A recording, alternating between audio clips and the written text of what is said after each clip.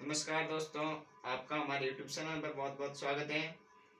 आज हम अध्याय 7 प्राणियों में संरचनात्मक संगठन पार्ट नंबर 6 के बारे में आज हम आगे बात करने वाले हैं। कल हमने कनेक्टिव टिश्यू के बारे में बात की थी, जो कि कनेक्टिव टिश्यू बने होते हैं, जो कि बहुत सारी कोशिकाएं होती हैं, तंतु होते हैं तथा मैट्रिक्स होता है। ये तीनों मिलकर क्या क्या बनाते हैं? कनेक्टिव टिश्यू बनाते हैं। तो अब हम जो एक एक के बारे में बात करने वाले हैं, और मैट्रिक्स के बारे में हम बात कर ली थी, जो कि रूपांतरित पॉलीसेकेराइड होता है, जिसको क्या कहते हैं? आप्लिनोनिक एसिड होता है उसके अंदर। ठीक है। और उसके बाद हम बात करने वाले तंतु के बारे में, और उसके बाद आगे हम बात करेंगे कोशिका के बारे में। तो पहले तंतु के बारे में पढ़ लेते हैं। तंतु हमने 3 पढ़े थे, कोलेजन के बारे में और रेटिकुलिन और इलास्टिन। ठीक है। और एनसीईआरटी के हमारे 2 ही दिए रखे, श्वेत तंतु और इलास्टिन तंतु। ठीक है। तो श्वेत तंतु जिसको क्या कहते हैं? कोलेजन तंतु भी कहते हैं। श्वेत तंतु इसलिए कहते हैं क्योंकि सफेद तथा चमकीले दिखाई देते हैं, इसलिए इसको क्या कहते हैं? श्वेत तंतु कहते हैं। और कोलेजन तंतु इसलिए कहते हैं कि कोलेजन प्रोटीन पाया जाता है इसके अंदर, इसलिए इसको क्या कहते हैं? कोलेजन प्रोटीन कहते हैं, कोलेजन तंतु कहते हैं। और जो ये होते हैं, ये बंडल के रूप में पाए जाते हैं। कोलेजन तंतु होते हैं ना, ये बंडल के रूप में पाए जाते हैं। ऐसे बंडल के रूप में पाए जाते हैं। ये अशाखित होते हैं, मतलब इसके इसी तरह शाखाएं नहीं होती हैं। ये ओनली फॉर एक बंडल के रूप में पाए जाते हैं, इसके ऊपर ऐसी शाखाएं नहीं होती हैं। ठीक है। अप्रत्यास्थ होते हैं, मतलब प्रत्यास्थ नहीं होते, ऐसे सिकुड़ते फैलते नहीं है, मतलब कठोर होते हैं ये। ठीक है। और अशाखित तथा अप्रत्यास्थ होते हैं, ये मजबूती प्रदान करते हैं, ये मजबूती प्रदान करते हैं, मतलब शक्ति प्रदान करते हैं, ये हमारे को मजबूत बनाते हैं। ठीक है। और जो हमारे इलास्टिक तंतु या पीले तंतु इसको इसलिए कहते हैं क्योंकि पीले रंग के दिखाई देते हैं। और इलास्टिक तंतु इसलिए कहते हैं क्योंकि इसके अंदर इलास्टिन प्रोटीन पाया जाता है। और ये क्या होते हैं? शाकित होते हैं। ठीक है। ये शाकित होते हैं और एकल तंतु के रूप में पाए जाते हैं। ये एकल तंतु के रूप में पाए जाते हैं, जबकि ये एक मंडल के रूप में पाया जाता है। ठीक है। और ये शाकित होते हैं, जबकि ये क्या होते हैं? अशाकित होते हैं। ये अप्रत्यास्थ होते हैं और ये प्रत्यास्थ होते हैं, मतलब ये फ्लेक्सिबल होते हैं, मतलब ये सिकुड़ते फैलते रहते हैं ऐसे। ठीक है। लचीलापन होता है, जैसे हमारे कान हो गए, ये हमारे क्या होते हैं? लचीला होता है।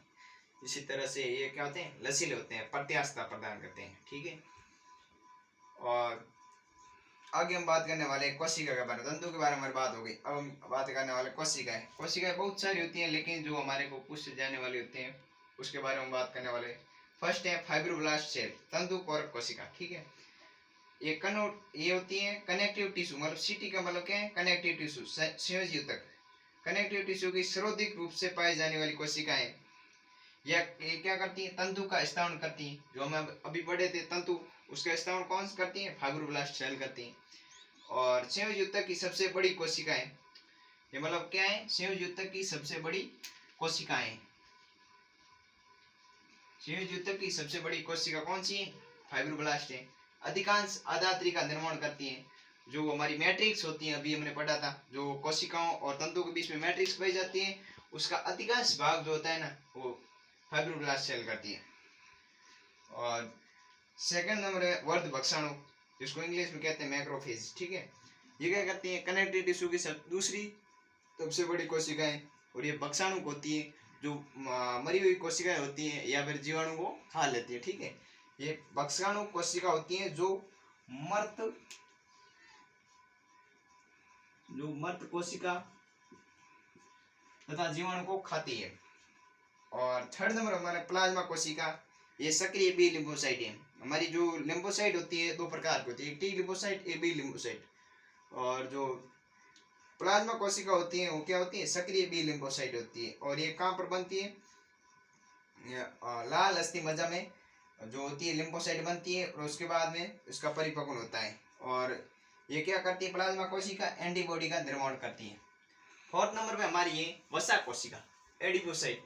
ये क्या करती है? जो हमारी खाना जो होता है, जो अधिकतर खाना होता है जो हमारे काम आता है, वो हमें पाचन के लिए और कार्य के अंदर कर लेते हैं। जो बचता हुआ खाना है ग्लाइकोजन या वसा के रूप में इकट्ठा हो जाता है। तो ये क्या होता है, वसा के रूप में भोजन का संग्रहण करती है। ठीक है, तो ये हमारी वसा कोशिकाएं, इसके अंदर क्या होता है, बीच में क्या होता है, वसा का संग्रहण होता है और केंद्रक जो होता है पास में चला जाता है, इसलिए क्या होता है, इसके अंदर परिधीय केंद्रक होता है। ठीक है, और 5 नंबर पे हमारी है मास्ट सेल, मास्ट कोशिका। ये क्या करती है, सूक्ष्म मात्रा में मैट्रिक्स का स्त्रावन करती है। ज्यादातर कौन सी करती है, फाइब्रोब्लास्ट सेल होती है जो क्या करती है, संयोजी तक के क्या करती है, मैट्रिक्स का निर्माण करती है। यहाँ पर क्या लिखा, अधिकांश लिखा हुआ, पूरा नहीं लिखा हुआ है। तो कुछ मैट्रिक्स कौन स्त्रावन करती है, मास्ट सेल करती है। ठीक है, सूक्ष्म मात्रा में मैट्रिक्स का स्त्रावन करती है। और मास्ट सेल क्या करती है, स्टामिन का स्त्रावन करती है। स्टामिन क्या होता है, वैसोडाइलेटर। वैसोडाइलेटर मतलब फैलाना किसी चीज को, डायलेटर मतलब प्रसारक, वायु का प्रसारक, फैलाना। जैसे हमारी रक्तवाहिनी होती है, जब ये हिस्टामिन जाता है वहां पर, तब क्या होता है, वहां पर हिस्टामिन जाता है तब ये वाहिनी क्या होती है, सोडी हो जाती है। इसका प्रसारण होकर ये क्या हो जाती है, वाहिनी सोडी हो जाती है। ठीक है, और सेकेंड नंबर पे ये सेरोटोनिन का स्त्रावन करती है। तो हमारा सेरोटोनिन क्या होता है, वैसोकॉन्स्ट्रिक्टर होता है, मतलब वो वाहिका को क्या करता है, पिसका देता है, मतलब संग्रह कर देता है। पहले सोडी होती है ना, उसको संपीड़न के द्वारा संग्रह कर देता है। रक्तवाहिनी होती है, जैसे रक्तवाहिनी क्या है, सोडी है। जैसे ही हमारा सेरोटोनिन आया तो ये क्या होगी, संग्रह हो गई। ठीक है, और थर्ड नंबर में हमारे मास्ट सेल को हेपेरिन का स्त्रावन करती है।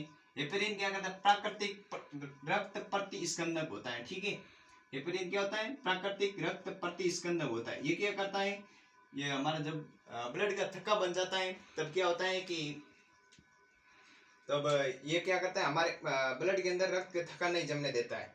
लेकिन जब हमारे ब्लड बाहर आता है तो रक्त का थक्का जम जाता है। रक्त का थक्का क्या होता है कि हम जब हमारे शरीर से बाहर क्या होता है, जब ब्लड आता है तो क्या होता है, एकदम जम जाता है, उसको क्या कहते हैं, रक्त का थक्का।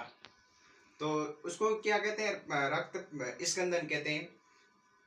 तो ये क्या कहता है, रक्त प्रतिस्कंदक होता है, मतलब रक्त का थक्का नहीं जमने देता है। ठीक है, हेपेरिन प्राकृतिक रक्त प्रतिस्कंदक होता है।